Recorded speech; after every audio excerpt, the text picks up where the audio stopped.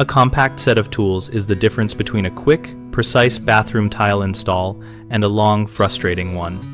For a clean start, measure the room twice with a tape measure and snap a chalk line to establish your primary reference lines.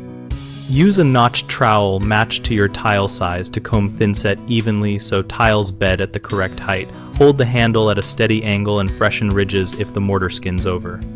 Cut tiles with a tile cutter for straight cuts and a wet saw for diagonal or irregular cuts. Score and snap for ceramic, and use the wet saw with a diamond blade for porcelain to avoid chipping.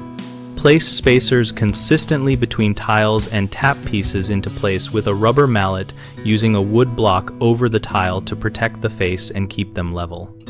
Check level across multiple points frequently and shim under tiles or remove and rebed any that rock before thinset sets. For grout, use a grout float held at a 45-degree angle to press grout into joints, then remove excess diagonally and clean residue with a damp sponge in overlapping passes, rinsing the sponge often to avoid streaks. Common mistakes are using the wrong cutting tool, which causes chips and poor fits.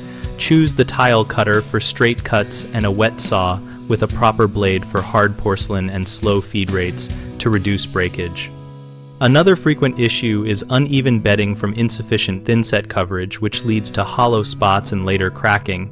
Back butter larger tiles and use the correct notch trowel to achieve full contact. A third problem is inconsistent joint widths and misaligned patterns that look unprofessional. Use spacers, recheck your chalk lines regularly, and correct alignment before the mortar cures. BigHomeProjects.com connects homeowners with local contractors and lists the tools and skills needed for common projects, so we can help you plan an accurate budget and timeline.